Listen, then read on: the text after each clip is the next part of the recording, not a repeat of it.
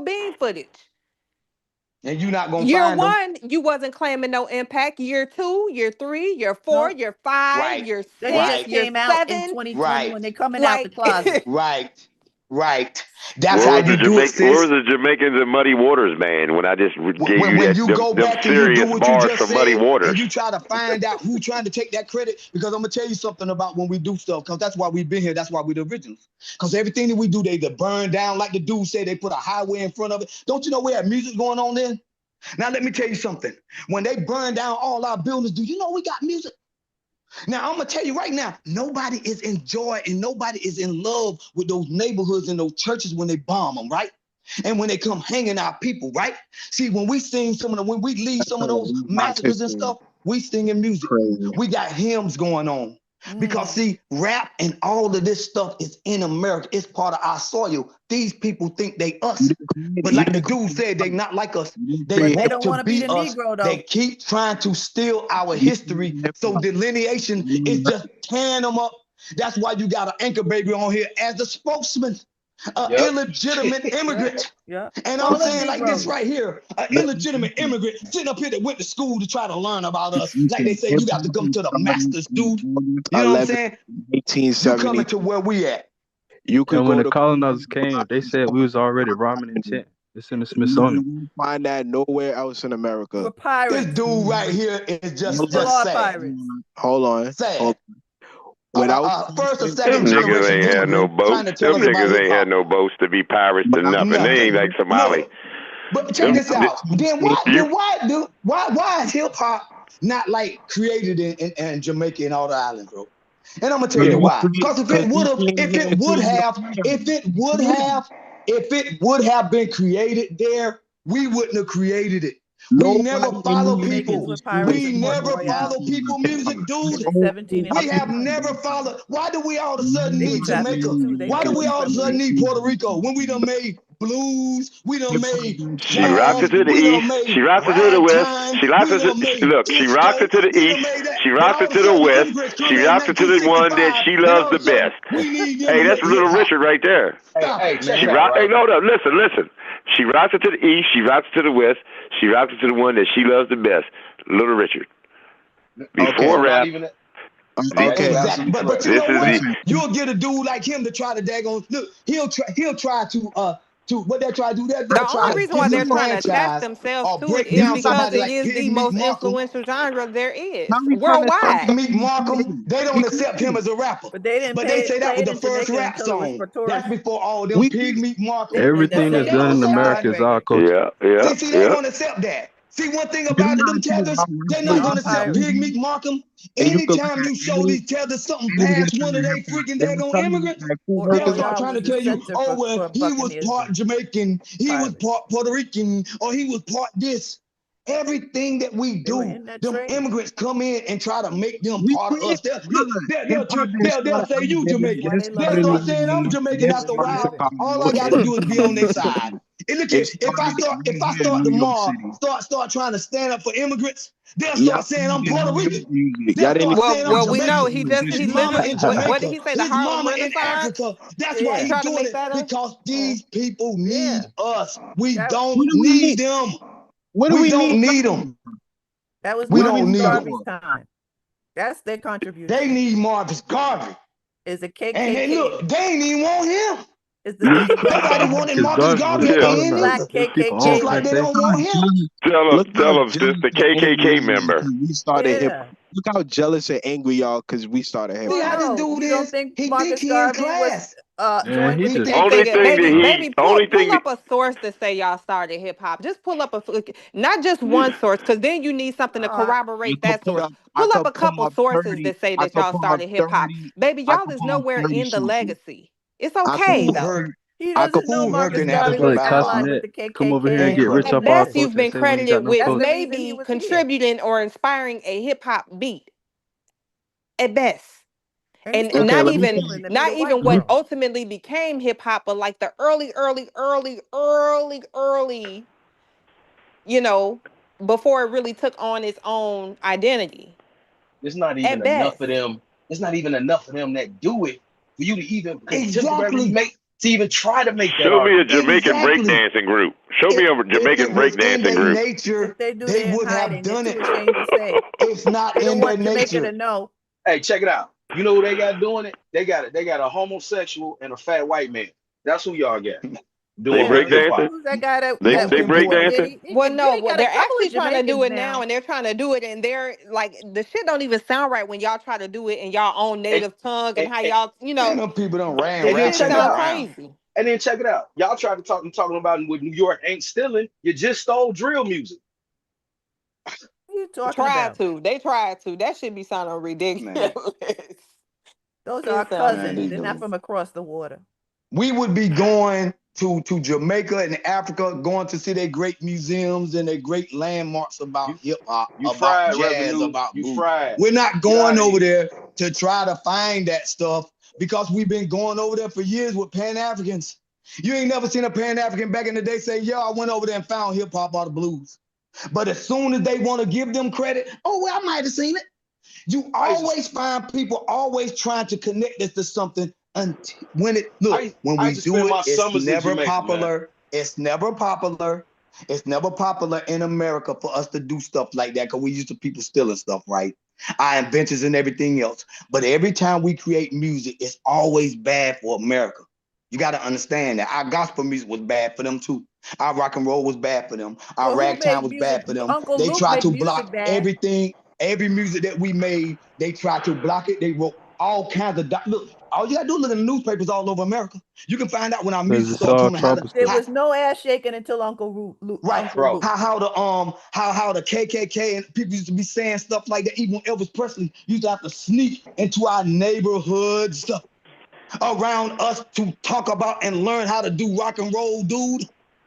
You can learn a little bit from Elvis because I'm telling you right now, that's how they got it. But see, you getting imported. See, we was right here with these folks. We know how they do, just like you. They talk all calm like him. Can I please talk? They're like they're in class somewhere, right? They're trying to get a grade passing on Black history. We don't need to go to school for Black history. See, y'all need to go get a degree for this stuff. See, when we talk like this right here, this is how Black history is done. See, some of us have to calm each other down. Some of us gotta, because see, we got all kinds of tones because we've been dealing with our situation over here for a long time. Y'all come over here going to school, trying to explain stuff to us. Some dude like 20-some years old or 30. I got my mom in here, she's 78 years old. You understand what I'm saying? And I'm talking about, here this dude is telling me who created hip hop. My mama have no reference for this. And she's been in New York all her life, Black. So when you're trying to sit up there and tell me some stuff like this. Hold up. And the juke joints created the dirty wine. I just want to let you know that. Y'all didn't even create the dirty wine. The juke joints and the DJs used to be the thing. The DJs was rapping first, all the Jamaican music come from South America for real.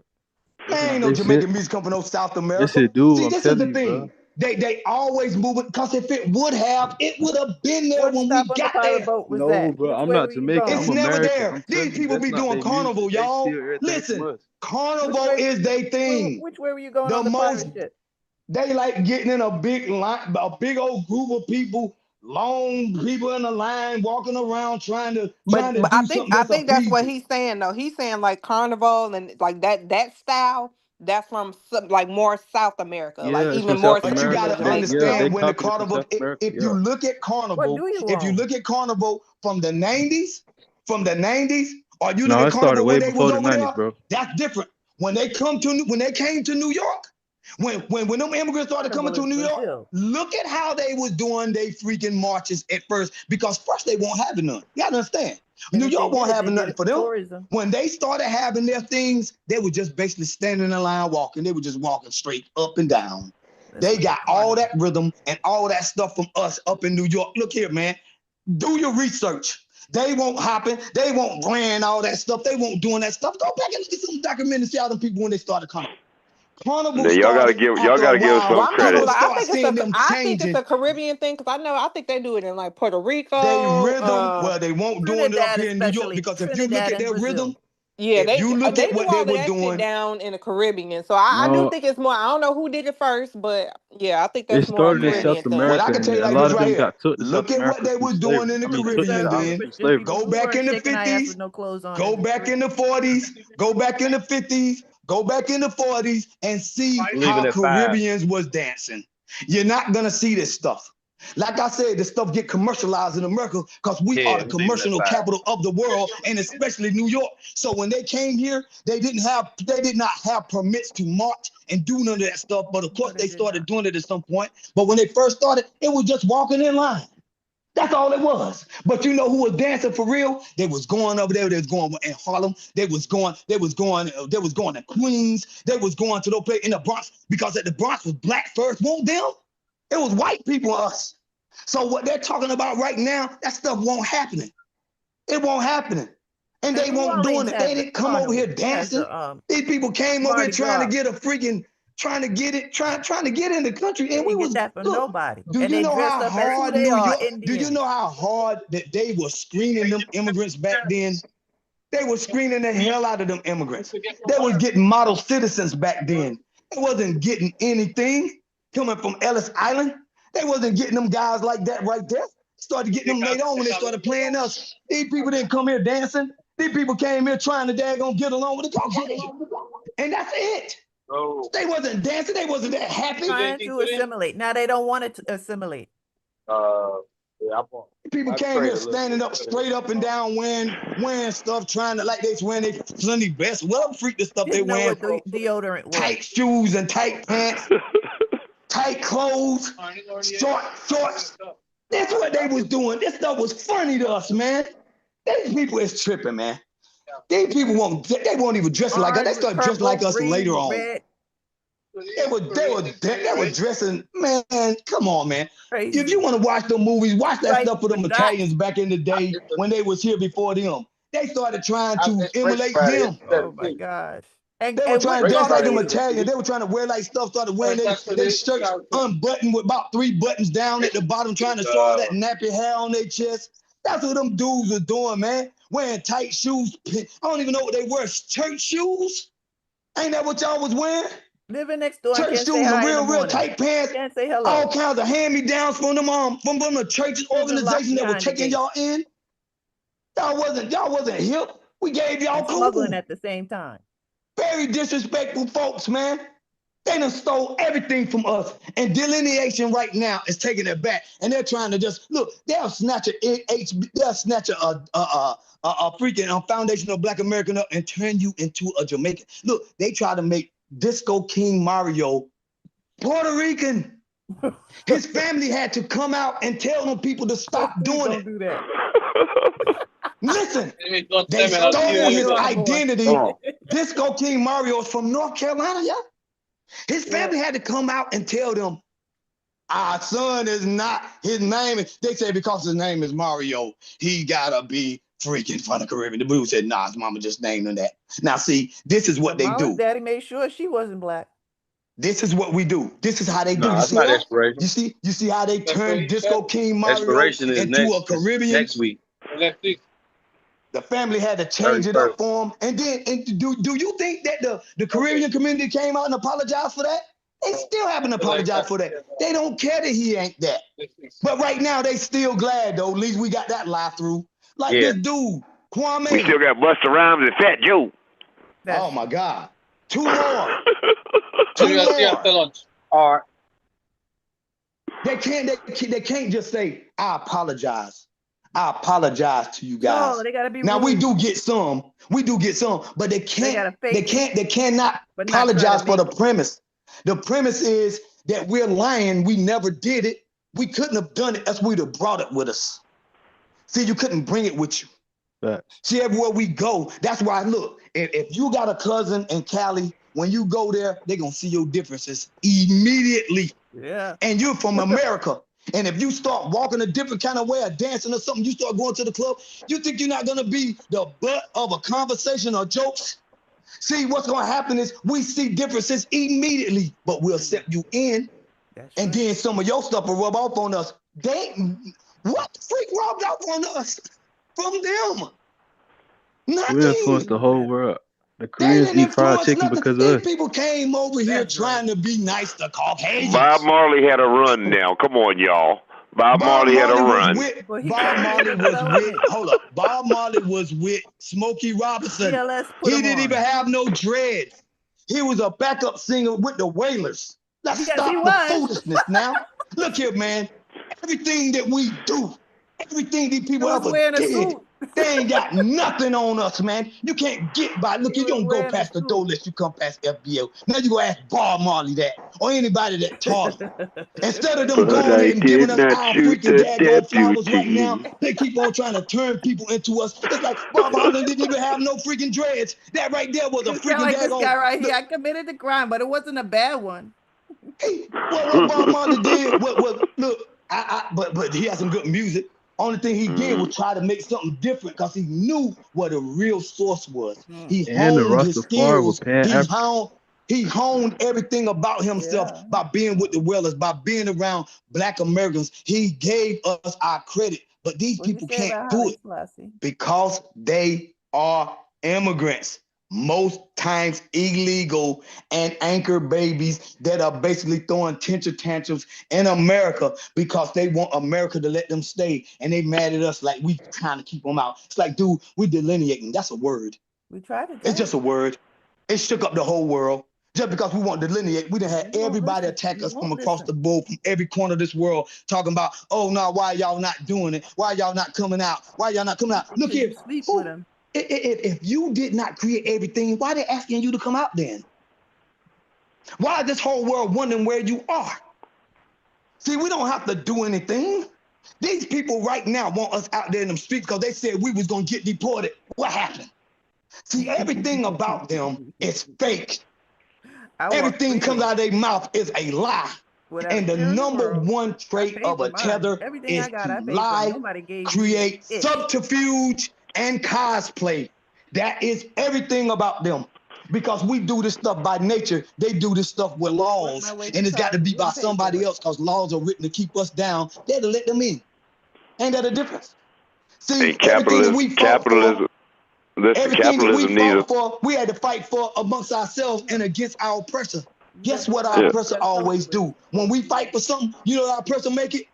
He make it be for all people. He make it be not against race, sex, religion, or color. Starting with white women. Starting with white women. Know who they really fighting. But They always fighting us. But it don't really be for all people. It really be for all people, but Black people. See, that's the punishment that they give No, not all for us Black. fighting for our Only the rights. original Americans. We're gonna give you the rights, and then we're gonna prioritize other people over you. That's right. Yeah, that's right. If it was all Black people, they wouldn't be instead getting millions of of saying, dollars to but the a lot of them Somalis. do say thank you. I see them on a lot of these sites. They be like, thank you, FBA. Thank y'all for what I did. So there are some people out there, but they think that they're gonna play You us. can't thank me for you They taking can't play priority, us. man. If you don't get They fuck. think, look, this is why they don't understand what a lineage is. They think this is something that you can go cut on, like it's a water faucet. You can go cut it on, you can cut off when you want to. Like, this is why they don't understand us. They really don't understand our lineage. See, when we say our lineage, we know we don't have to do anything else. Yeah. But it's a big problem for them. See, if our lineage was not distinct, why they pissed off? The Democratic Party, all the Democratic Party pissed off. All these immigrants pissed off. Just because we said we delineating, how you gonna create hip hop? Let me tell you something. You cannot create music. Look, dude, everything we do, we got a theme song for it. You ever heard this song right here? You They know why smile they're in your upset. face. You know all why the they're time upset. they want to fake. All the time they want to take your place. Yeah. They're backstabbers. Backstabber. That's Okay. right. That's one of our theme songs. They You smile in understand your what I'm saying? face. All That's the for time they want them. to take your place. The They're backstabbers. backstabbers. Look at he said. He said they come to my house again and again and again and again. They're always trying to get my woman. They're always trying to get my music. They're always trying to get my hip hop. They're always trying to get my car. They're always trying to get this right here. They're trying to get that. Then dude said, you heard the song. We got theme songs for you folks. We got theme songs for everything. Look, just think about the songs that we've had. Look at our rap. Look at our rap. Look at our rap now. They made it out of a game. But our rap and all our songs came from a deep struggle, from a deep soul thing. That's why when they turn it into everything, we'll turn it off. We'll go somewhere. We'll go somewhere else and make something else. See this stuff. Look at they done rip. They done made rap into something else. But you know what? We got more songs now. We got delineation songs. They hate them. We put it. But that's the whole. That's why they're mad, because I mean, just nobody knows more about any other diasporan group than they do about Black Americans. Number one. Dead ass. Like, because we're so interesting, our journey. You know what I'm saying? Our history, our lineage is so interesting, it's so intriguing. What's your favorite resilience, Caribbean the song in the 50s? fortitude, like the integrity, the fight. motherfucker, it can't be duplicated. Period. And what the about our biggest church? What about our church songs, y'all? Yeah. What about our church songs? Mm-hmm. What about our shouting? Alone in a room. What about our shouting? It's just me and What about our crying, seeing our family members cry in church? Yes, sir. What about coming out and everybody dressed up? Adams. They don't do that. They've never done it. They've been following Caucasians. Look, they went there and got colonized by freaking. They got colonized by the Spanish. These people come over here and immediately go run right to the Catholic churches, things like, look, they come over here, be going to them churches and things like that, but that's so they can help them out. Man, look here, man. We got holiness those men churches. come to the front of the church and they start the prayer. You know what I'm saying? Look here, they've been connected to their culture their whole life and can't do nothing with it. Walking in suits. Our preachers will start, look, they'll be preaching, all of a sudden the song start. Now look, the song will start, he'll start sweating and start shaking his head, people start standing up. We feel it all at the same time. Even little children be looking at their family, they wonder what's going on here. But we all feel it. See this dude on there, he don't got that. When they go to church, they don't even know what to do. They sit there wondering when somebody gonna tell them what to do. So I'm saying everything that we do, we have always done this stuff by nature. We do this from a deep thing. They have to read it. They have to study it. Then they start trying to copy it. Then they on the big stage because, yeah, you can play us. You can placate us. You can copy us. But I'm saying, do be that. But that's be the whole that thing. copy Can't even copy. I don't think they good copies. They can't. As far as you gonna get is maybe a look.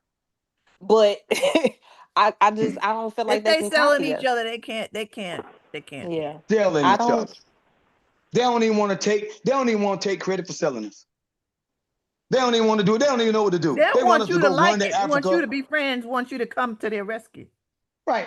Come there and praise Africa and find out which one of your relatives sold you. They got here. But no, it's like, you know how like, and I'm not trying to be on no men or nothing, I promise you.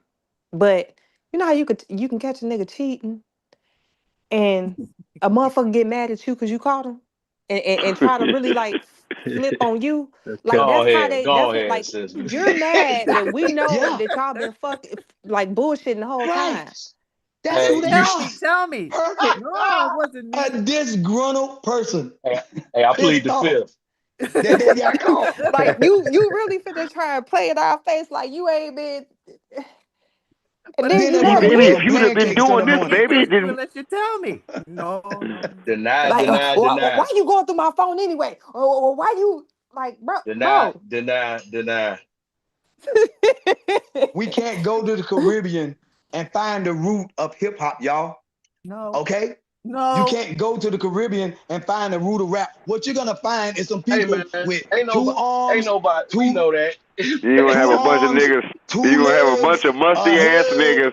And some hey, listen. arms that's You gonna have some musty ass, some musty ass stinking on their arm niggas playing the steel drum.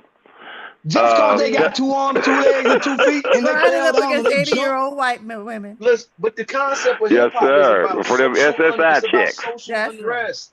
It's about social unrest. It's about oppressing the white boy. White boy, us being oppressed by the white boy. Why would they be singing about being oppressed by the white boy in Jamaica in the 80s and in the 70s? So it don't even matter. They had all the breadfruit and coconuts they wanted. They had all the breadfruit and coconuts they wanted. What the hell's wrong with you? It don't even match. The concepts don't match. You know what I'm saying? Like, it don't even make no sense. They using funk beats, James Brown, none of the shit you not even listening they to. were voting for him. They were proud of him, even as they were taking all their ish. Look, they don't even have a museum in Africa like that. They have Africa. They got a few museums in Africa about the Atlantic slave trade, right? Just a few. But if you go most of Africa, they ain't even teaching that stuff. Yo. You know what I'm saying? They have no interest about those pirates. That's what I wish. And right? only They have 4% of African slaves reached North America. Right, they have no interest in really telling their people that because that's a big lie. Because they don't want to say that, hey, we help sell y'all. So they don't want to tell that part.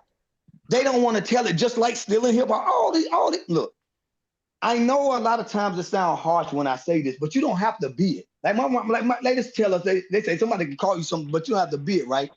But when I really do say that a tether, their number one trait is to lie.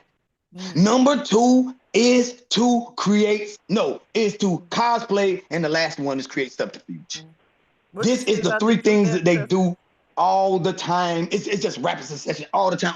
And then when you look at them, they've been on TV. It's almost like you know, when we was on TV, then all of a sudden they start bringing immigrants. But those immigrants that was dark skinned back then, those people that were back there was on code with us. They understood what it was. They was gonna get with their lands some other time, if ever. When they around us, they know what it is. To be around us, we take you in as family, man. It's hard to get out of our families, yo. We accept a lot of people in. We start calling people uncle and cousin and stuff like that right there. But we and that's one thing I do not like about the Black community. And not only, but this is the one thing that we was real good about too, about trying to find out who our family was, because we know we was a lot of separation. So we always be like, this your cousin, that right there. If you go down there, don't mess up. Make sure, bring them here. Not them. These people literally be like, cousin is fine. Look, they come over here and look, they be coming over here with like 5 or 6 people. None of them ain't kin to each other. They be up there talking about, you have Julio, John, Gonzalo. It be like 5 of them with the same name. And how in the world do we deal with stuff like that? The Democrats ain't got no problem with 5 of them. I'm Julio, I'm Julio too, I'm Julio too. They don't care. It's just one little slight little thing in there. All of them named Julio. And when they come to America, they don't have a record. All the record is clean, it's clear. Yeah. They say they don't have to go back and check, because once we let them in, we did enough thorough. Donald Trump keeps saying, no, it's not good enough. But the Democrats keep saying, yeah, it is. But you don't hear this dude on here right now saying that's fraud. He don't hear him on here arguing about that. He's on here talking about 1870 something when ICE is running around all around in America.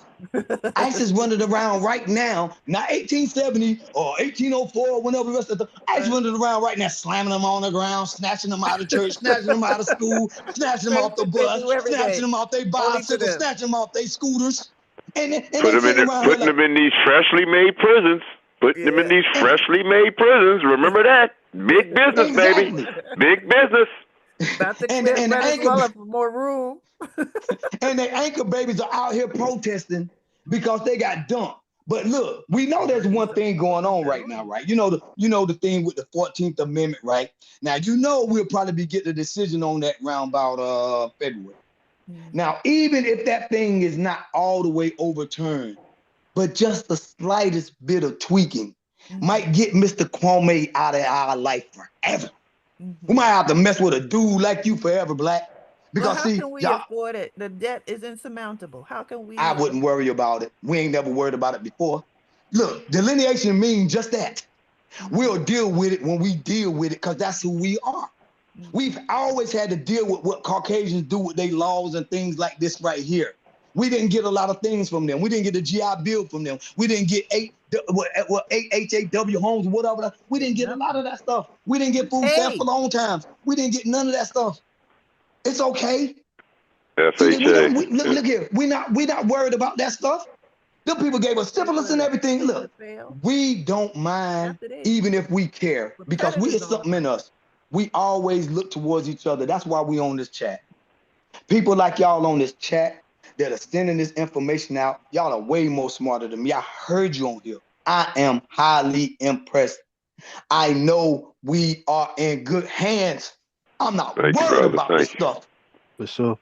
If y'all weren't on here, I would be on here. This is not what I do. I just started doing this stuff. And I'm going to tell you right now, I know we're in good hands with either one of y'all on here. So if you think I'm not. Let's just say that right now. I know we good. Because I know anywhere on this earth, if one of y'all up there speaking for me, I can sit down. I don't have to do nothing else. This dude ain't doing it but running around arguing for something that's illegal. We've always been on a righteous, we always been on a righteous plane with this country. Whether you call them indigenous, whether you call them descendant from whatever them conversation they're having like right now, it don't matter, because at some point, who we are is always been who we are. We've never been worried about that. That's why I say our church is so deep. our schools so deep, our neighborhoods so deep. Even if they move them, you know what? When we drive around certain places, and we look at when it's gone, don't nobody have a feeling like black people when stuff get gone. You get rid of our neighborhoods, even down south. When we drive by stuff, when we look at it gone, it's a feeling come up when we look over there and say, that right there is where we used to be, or that right there is where that used to be. See, they ain't like us. These people don't care when you knock down stuff. They think this brilliant it back up and stuff. This So that's why I say, motherland. I ain't gonna even hold you though. I kind of want us to not be just upset about that though. I do want us to do a little more, or we will end up like them motherfuckers. You know, like, because again, we're doing a lot. We're doing a lot. I do believe that. Yes, we are doing a lot, and we faced a lot, and we got a hell of a lot more to go. And we gonna do it. And I definitely believe that, because I know I'm not one to give up and give in. And I know it's people, like you said, on this line just like me. Yeah. But I also want us to be a little more aggressive about, because again, it starts with small shit, you know, this closing down, that closing down. And then before you know it, all of your shit it's a ghost town. You understand what I'm saying? Like, happened to me. We are holding on to a lot of it, though. If you come down south, you see it. There has been a renaissance around here, down south, in a lot of ways of holding on to a lot of things that we got. We got some of those things we did get under Democrats, but see, we done been under Democrats, we done been under Republicans. Oh, see, I'm not gonna hold down. Right. But we have kept a lot of stuff. Go real ahead. quick, because I've lived in Republican states and I've lived in Democratic states, and I'm just gonna be honest. Yeah. I've experienced more racism in Democratic states than the Republican states. I agree. When I say, and I did not know that it was that bad like that, but when I say it is bad, them motherfuckers that fake like they liberal, and them is I would rather a overt racist motherfucker than these covert, lying, scheming ass, fake ass Democrats. I was just Any telling my old goddamn lady. day. The Democrats was the pro-slavery party. It ain't nothing worse than a liberal, racist white woman. That's the worst thing on nothing the worse. planet. And now I've been knew them motherfuckers was the worst ones. But yeah, you Margaret absolutely Sanger right. that want to pull your insides out. Hey, y'all know we supposed to be giving a shout out to. Wait a minute, Bill Clinton, the first black president. Remember, put more black people in prison than enough. And Hillary Clinton. Look, Hillary Clinton was backing Margaret Sanger, the eugenist. She was won her award and was praising her up on the stage and all that, and talk about she carries hot sauce in her pocketbook, trying to act like she's got a little black in her too. So yeah, that's your first black president. He put all the black people, the Democrats. I'm about to Joe get off, Biden y'all. too, and Kamala Harris. I'm about to get off. I know that Ron. Look, let's get that brother a shout out, man. Ron, man. You know what I'm saying? Yeah. This little bad man, boy, ain't he? That dude tight. Now, look. He leave us on here all night. There's not many people that would do this. He do this all the time, and that's why I tell you, I am not worried. Nobody does stuff like this but us. The rest of these people are on there talking about us. We're really family. It seems like all of us basically could be in the same room right now. We'll just be fine. Look, he left us here. He made somebody else, I think, like maybe some of a moderator or whatever it is. Man, he gone, man. He just left this thing open to us, yo. And I just want to give that brother a shout out, man. He have opened his lines up and his platform to me since the day I came in, and he never ever questioned anything. They tax him. Look, they be attacking this brother on these other sites about wanting him to go at every FBA that may not agree with certain things. He got a certain type of understanding about this thing, though. And I just love that brother for that, because I'm getting off, but I know y'all gonna be on here. But I gotta tell you like this right here, y'all keep pushing, keep doing what you do. If you can support some more of those brothers out there with channels, maybe some of y'all need to maybe start one day. I'll go on there. That's all I do. I go around to the brother sites and I see what my FBA family doing. I shoot them a few dollars. I give them a like, and I make sure that I just go there and I try to do this as much as I can, because we are making an impact. And the people that are coming on these lines, y'all are not, look, This is America's best. These people know how much energy it takes to battle us, even if we don't know. Even if we don't know. We don't need to know everything, because what I don't know, y'all gonna clean up. I heard y'all when y'all first came on. Well, that's why I was quiet so early on. I was like, man, I can be myself on here. They gonna clean it up. Ron don't even got a beard. Ron is a technician.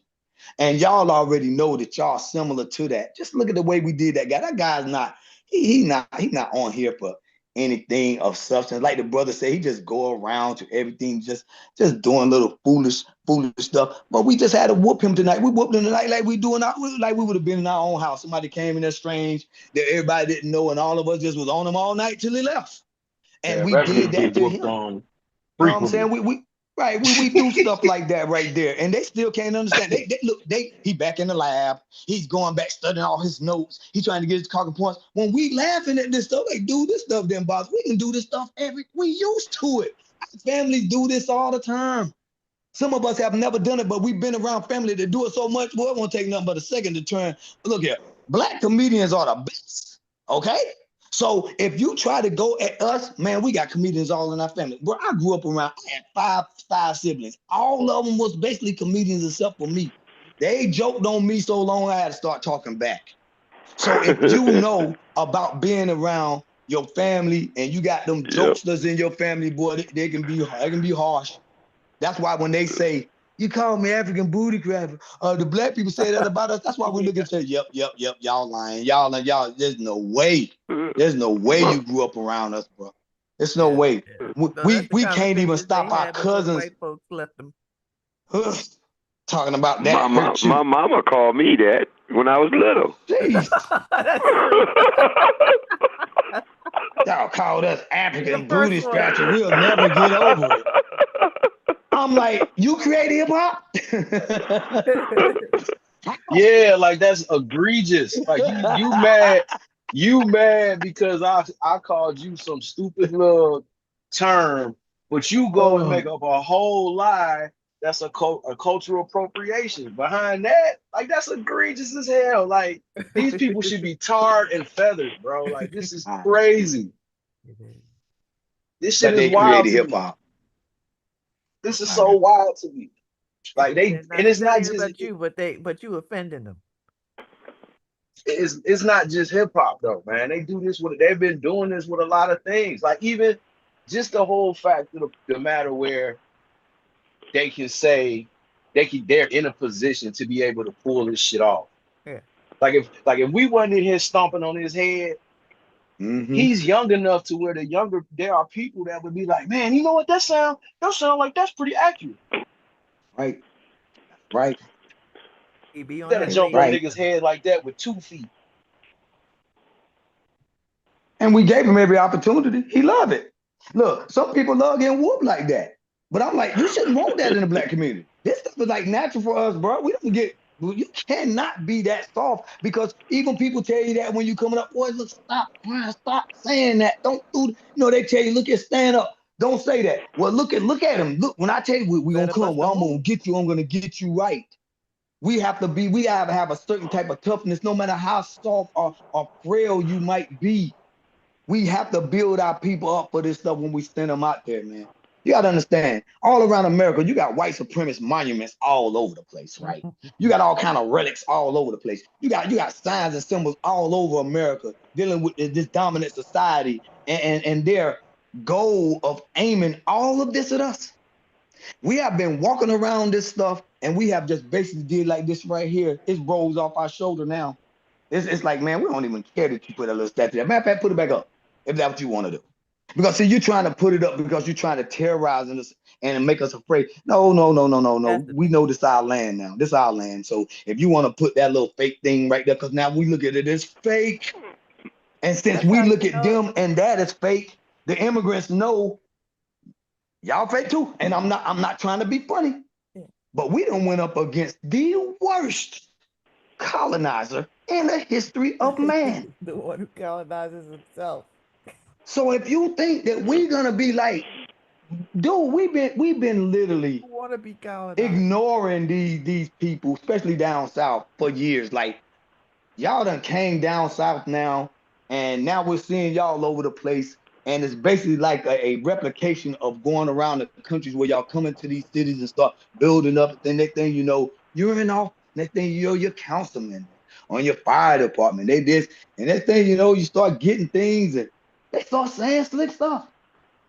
Yeah. See, we're not going to be having that no more. That's why now I think that we are in good hands. Our voice have to be heard, but we're talking amongst ourselves. That's where it always happens. Where you think they steal that? But we're not worried about it. Go ahead and steal it. You want to steal? Go ahead. See, our stuff is out and open. This delineation is not no secret. But what we did with ourselves was say, oh, now we're doing this now because we see now all of y'all are together. Y'all, none of y'all ain't with us. And that's what it means, and that's what it is. We used to this. We'll see if you are. We'll see how long y'all can last. Because if they say they're going to come get us, I'm going to tell you something. It's a new day. We're just saying, okay. When black people say, all right. See, that all right stuff different in America. Don't nobody say all right like us. Because when we say all right, bruh, good luck. That means we're not talking anymore. Whatever you're going to bring, whatever you're going to do, go ahead and do it. Because if you do it, all I can tell you like this right here, it better be good. Because that's what our family always tell us. You better make it good. You better make it good because I'm not going to stop coming. I'm not going to stop doing what I'm supposed to do. I'm not going to be afraid. I'm walking down the street. I'm getting out this. I'm walking on this junk like I own it now because, for one, I do. It's no disrespect to you people, but you people been just building up America, turning it into India, turning it into all. We're like, okay, fine. Y'all want to do that right there? We're going to show you how we act. You know what I'm saying? Like, when we're looking at you like, yeah, I understand. Yeah, whatever. Yeah, you built that little building. You moved into a building. You didn't build it. Normally, they never building anything. They're just moving into something. So you moved into a building, okay? But one thing that we know for sure now, we're not playing no more games. You can't stand that part of it. You're going to lose anyway. Our voice don't normally go at people because the most vulnerable in this world have always been our number one goal. We are raised that way by our grandmothers and things to not be harming people that are less fortunate, even though we was probably the most unfortunate, less fortunate ones. We have always looked at people like to treat them with respect. But it's a new day now. We're saying we have given you respect and we're telling you what to do. We don't care if you don't do it. You don't have to listen. We're just saying, oh, nah, you're going to do that. Because when we come back this time, we're going to get our respect. We know that we've already been living here. We're not running anymore. We're going to always be what's supposed to be because our children are at stake because you're sending your children already with the proper information to be able to deal with us. We have not did that to y'all yet. So now we're online now trying to get the word out to our children, regardless of circumstances, that they're going to school sometime with their ops and they look just like them. We've never had to do this before. And all I can tell them like this right here, I don't feel bad because we got to look out for our children at some point. We have been enough struggle against our black women and our black men already have been having issues anyway with the fastest technology is going. But now with our children and having people that's here in this country don't have our best interests at heart anymore, they're voting against reparations. How can you create hip hop or have anything to do with the blues voting against reparations? Our songs are about deep, deep sorrow and a deep, deep pain and what we are owed in this country. But these people can get up there and say, well, you don't need reparations right now. Or you get people on this line come on and say, well, they've already given y'all reparations. And then they ask us things like, well, what are you going to do with it? Mm-hmm. How can you create hip hop talking like this? There's no way in the world you have a thought in your mind telling a black man from America that, you don't really need it. See, we call those people coons and house Negroes and Oreo. We had names already for these folks. Now they done just adopted them. Then look here, they got our conservatives banging up on their head. Our conservatives calling them coons. So you in trouble. We got straight up regular Republicans that want immigrants gone. They already wanted them gone anyway. So now you're looking at people like us that keep saying, I said, look, most of our people were voting in the Democratic Party. It don't necessarily mean that they're Democrats. It just means that they're over there in that party. They have made a fundamental change now to look at each other and say, what should I be doing? The Democrats don't want us thinking like that. Like, what should I be doing? They always want you to think, well, look out for the worst. Look out for these people. Look out for that. Look out for that. You can't do that. This is what they're going to do to you next. But now people looking at it like, well, what should I be doing? That's why we're not out there in them streets. You don't see a Pan-African parade out there marching for no immigrants. But they all online talking about, well, you know, you're going to do this. Donald Trump going to do that. I said, why y'all ain't out there? You don't see a Pan-African, black Pan-Africans out there 75 to 200, 1,000, like they be marching all the time. You don't see them out there. They don't want to go out there. They just want to talk online. But they could go out there for them, but they won't because they know they don't have the majority of their family want them to do it. They can't convince them. They can't even get churches to go out there like that. Black churches are just going to church. They were like, well, you please, black people need to wake up. They need to come out here. I'm like, yeah, they do. Why you can't get them out there if they're Democrats and they're supposed to be voting for you? What they're doing right now is they're trying to figure out what are they going to do for themselves. Just this one time, black people. One time, vote for your best interest and your children that are being under attack by everybody. They're trying to trick them in school. They're trying to become their friends. You see how they teaching their kids? They teach them, send them to school saying, they tell them exactly how to navigate around us. Don't do this, do that right there, be good. And we just sending our kids to school to be good. That may not work anymore. So now we got to put it online. Now we got to put it on TikTok. Now we got to put it on other things. So now they're getting the information now, and you get them online younger. We had one online one other day. Somebody had said, well, how old are you? Oh, you can't be on here. But if you'd have heard them talk, you'd have been like, oh, boy. I didn't have to they start. Ready. My son is 8. And I didn't start to have, we live in Florida now, right? So I didn't have to start, schooling him to this type of shit because he got little Spanish kids calling them chocolate, calling them caramel, calling them different shit. My older son, 2 years ago, maybe 3 years ago, the same thing happened. But my older son is from, grew up in Chicago, so he a little bit more aggressive.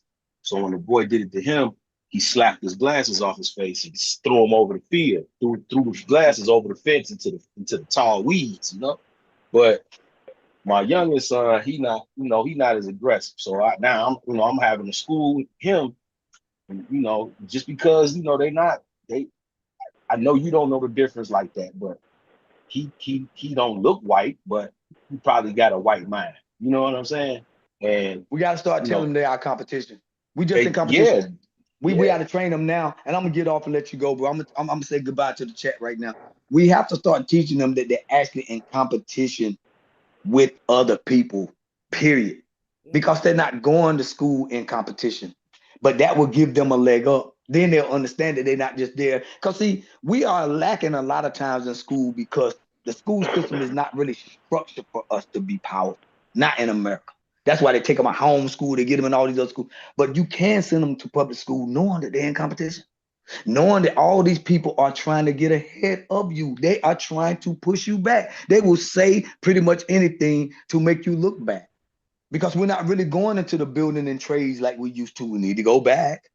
But I think that we would be, if we sent our children to know that they're in competition with their peers. This is something we don't normally do. Now, some more educated, more sophisticated ones probably teach their kids that they're in competition. You can sort of see the way they thrive a lot of times. But then they run into problems too trying to deal with these immigrants because these immigrants are being told that. But we need to start telling our children that you are in competition. From reading to writing to everything to language, everything, you're in competition with them. So don't be feeling bad if you can't, but you need to understand that these people are literally in competition with you. They're sending these immigrants, they're sending them to school, and they're sending them basically to go in there to watch. When ICE grabbed all them children, I don't know if you remember this when they went into that school. They went into the schools and they got all these kids out because all of them were illegal. I don't know if y'all remember that. It was mad at Trump. He took a lot of them out of school. And people thought it was over. He took them all out there to leave school and everything. And I was like, man, this is different. But just imagine what their parents are teaching them now with Donald Trump running them all around like this. These people are on TV every day saying black people are not helping you. Who is our friends? Well, if you're sending your kids to school and then you got people out here talking about black people like Roland Martin, them. Oh, they just sitting back. They don't come after you. You think these people not listening to this? Our children are going to school with people that are basically afraid and they think that we're not helping them. Like we needed them to look at us like that again. Now our children are in there with people that are young. They keep on saying, look, every day on the news, oh, the children are scared. Oh, they're trying to be safe. Oh, they treat them so bad. What we supposed to tell our kids, yo? If all these children are under attack, what are we telling ours? How they supposed to feel? They're now feeling like they got to save these people in silence. We are, look, that's another abuser. Look, that's another abuser relationship in the school. Because you send the children to school and the rest of them got their parents coming up. They see them. They all lined up, scared. They're talking about their kids didn't go to work. Can't go to work. I can't go to school today. I can't do this. And you think our kids not hearing that? Subconsciously, that's bothering them. But it's turning them into an underclass of superheroes to always feel like somebody else is worth more than you. We cannot allow this. We got to find some way to let them know that, hey, yeah, these people are attacking them. Yeah, this government is attacking them. Yeah, their mothers and stuff are looking and they coming in to see them and grab them up. What about our kids, man? What's going on in their heads? I got to tell you something. Believe the children are our future. Hold on, real quick. I'm gonna get off. Go ahead, I love y'all. Just 2 seconds. I love y'all. And like I said, we understand that this is a capitalist society. So if we are fighting amongst America, the only thing we're fighting for is to see who is going to be that lower slave class that the capitalist society needs to exist. And so we need to all figure that out too. But, you know, like I said, I love y'all. Y'all keep y'all's head high, y'all's grass low, and stop lying to my people. And I'll see y'all later on, all right? And I'll see you later, there, ancestor. I'm gonna catch you the next time, or next time you on, all right? Love y'all. Peace. No doubt. Appreciate it. Hey, y'all can go, bro, but that's where I just land right there. We just got to think about what our children are feeling. Because black people have always felt a deep, deep sorrow and a need to try to save people in our silence. But our children right now get so many mixed messages because children are crying. This is sad. Of course they're crying. Of course they're telling their teachers, and their teachers are basically grandstanding in front of our children, talking about nobody's going to do nothing to these children and stuff. What do you think your child is thinking when you got a teacher up there talking about they're going to save them and they got to go protect them and all that stuff? And our kids sitting there looking around like, what in the world? But they come home playing and you're just hugging them and it seems like it ain't nothing. I guarantee it's going to start affecting them after a while. Donald Trump got 3 more years. 3 more years of this on these folks. And they're training for war. Who are they going to war with? Just who are these people supposed to be attacking, honestly? Because our children are watching this and we're basically being put on an island and they're getting all the attention. They're throwing every resource in the world at these people, trying to protect them from ICE. Look, our children don't understand that world. What are they supposed to do? They in kindergarten, they in 1st grade, they in 2nd grade, and you got teachers giving all these alarms, talking about this hat, putting armbands on people, sending them out different doors, got their parents coming up there, and our kids just walking out like there's nothing. But trust me, it's gonna affect them after a while. So we have to keep eye on them and say, okay, teachers, calm this down. You got more people in class and in school than just them. You got to bring some more clarity to this and stop having these people in fear like this while our children are walking out of class and you're trying to do something special about 5 or 6 of them in there. They say some of these children don't even have their right papers and things. And they say they don't want them to send them to school and they're scared to send them. Then sometimes they send them. That means that you're going to have a student that won't in class 3 days, but then they come. What do you think they're doing to your child? They're bonding with these people. I'm already knowing, bro, like, they bonding with them, and then that's what I'm saying, bro. Like, but then they got these views that they share with with the dominant society, man. And so, you know, you got a kid who think he got some kind of rapport with them, you know, but you really don't. You know what I'm saying? Like, and for me, you know what I'm saying? I didn't have, you know, it wasn't Spanish people for me, it was white kids, but I learned real quick that, you know, you can be cool with them, but you only take that shit so far. You know what I'm saying? Like, you know, you gotta learn how to manipulate and maneuver and be cordial, and you know, because you don't, you know what I'm saying? You want to be able to, you don't want to let them know you watching them,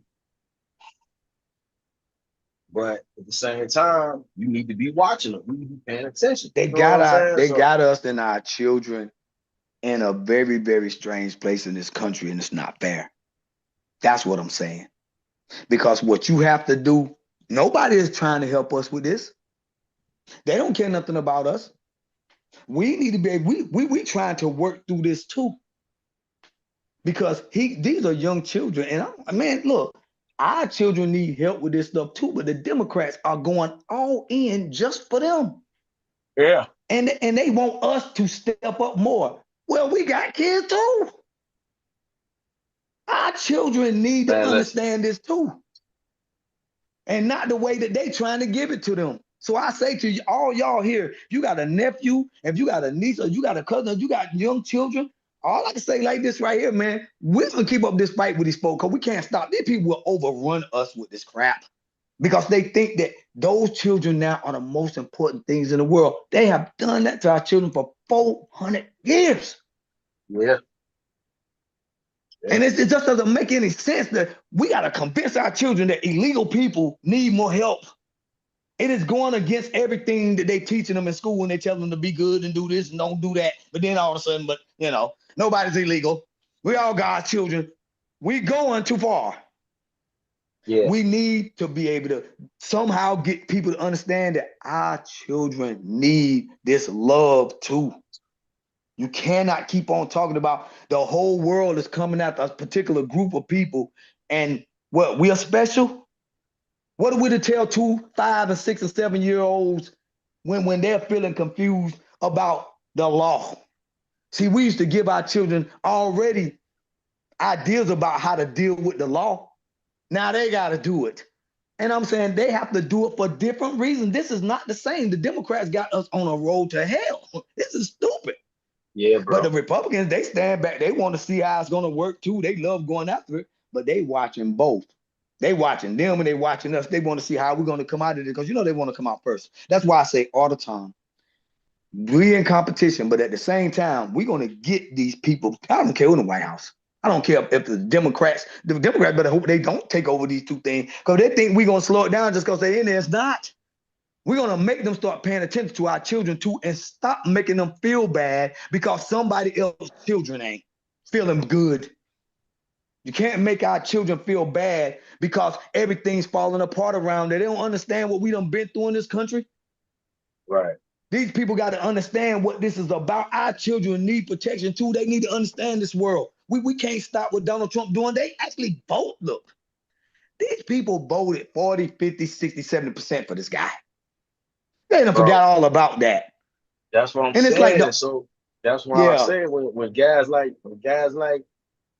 revenue, man, you gotta put both. That's why when you going in on them, I'm like, yeah, get his ass, because you gotta put 2 feet on these motherfuckers, right? 2 feet. You know what I'm saying? Like, it's overkill. It's all the way up. Like, and it's and you know, like once upon a time, you know, it's like we got you know, we got to stick together. We all black. But then I started to realize is that, well, they all black where they come from. So to them, you not no ally anyway, because there's nothing special about you to them. So that's another thing that we dealing with. Whereas with us, you know, we got a camaraderie because, you know, we have to stick together. But with them, it's just all of them. They look, you know, their enemies look like them from the jump. So this is, you know, we have a new adversary. We have new adversaries. You know what I'm saying? And yeah. So think about them. Yeah. Think about your children. Think about your nephews. Think about your nieces. Call them sometimes because you know they're not talking about this. Because like I said, we used to walking through hard times and not discussing. But I think this is different. So we do need to know how they're feeling at some point. I don't know how we're gonna do it, yo. I really don't.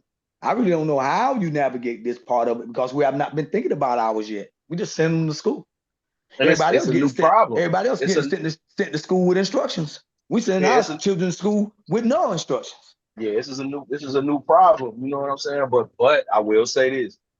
Fortunately, we have become so hypersensitive to these little nuances that, you know, I'm hoping that, like, we're picking up on this shit fast. Like, you know, once upon a time I would see shit, I would notice it, and then I wouldn't say nothing. You know, or when I do say something, motherfuckers be like, "Mom, man, you talking crazy, man," or you on that old, you don't know that old God body shit, or whatever the case may be. But now it's like, nah, man, I see it. I see what you're saying. Like, I'm sitting back and I'm hearing other people talk about it, and I'm just, you know, laughing in my head, like, man, I've been trying to tell y'all motherfuckers this shit for 10 years, man. You know what I'm saying? Like, we're coming to a point where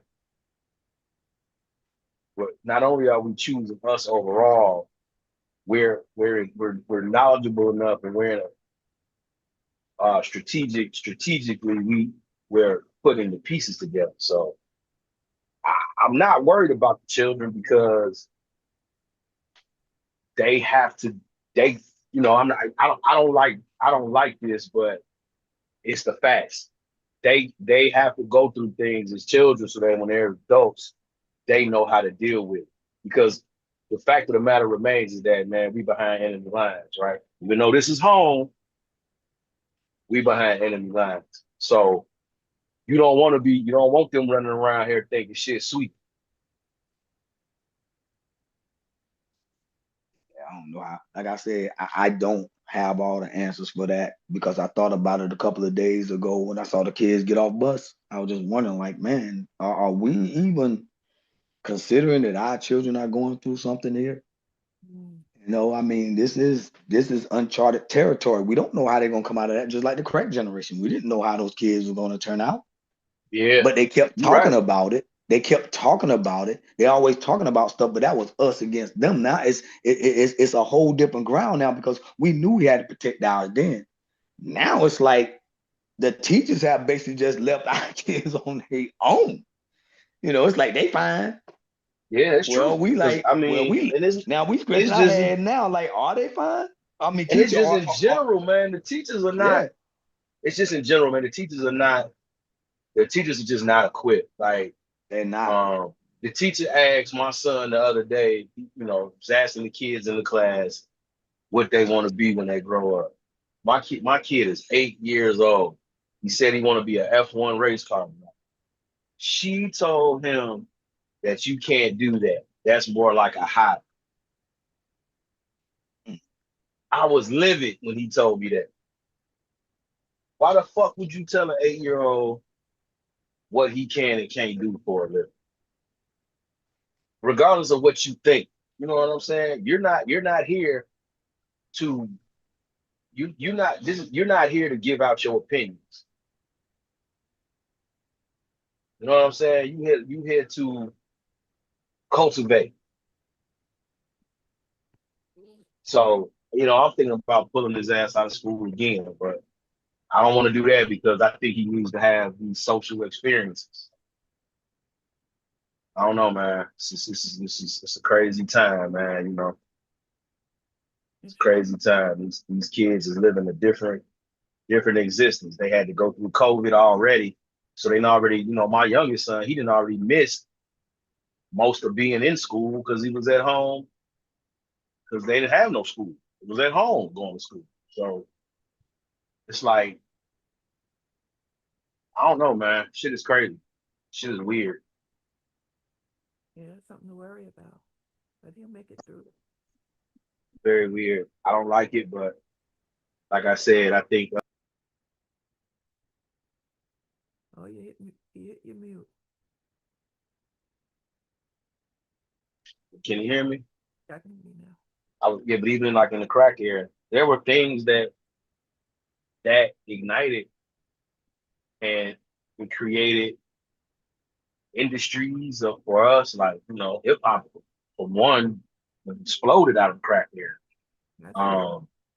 So, you know, other things, I think kids started, the black collar scene erupted because kids were, one, trying to escape that shit, and two, going to, you know, we were seeing the different worlds and the you know, just how everybody was elevated. And even though we know better now, but the Pan-African scene was bumping, so like a lot of things came out of that era that helped us, you know. Yeah. The crazy thing now is the message, or not even the message, just by the actions, is that, you know, with the jobs being taken away, and they're in school with all of these other kids from not even from here, and it's a challenge. Like you said, it takes competition. It takes knowing you're in competition. You have to. Yeah. Man, speaking of competition, man, I'm at work. Y'all, I've been listening to y'all talk for 3 hours. Man, let me go do something before they try to say, where you been all night? Been in my office, chill. All right, sister. Well, y'all have a good one, man. I think everybody else. Yep. Y'all have a good night. It's great talking All with right. All right, later. you. All right.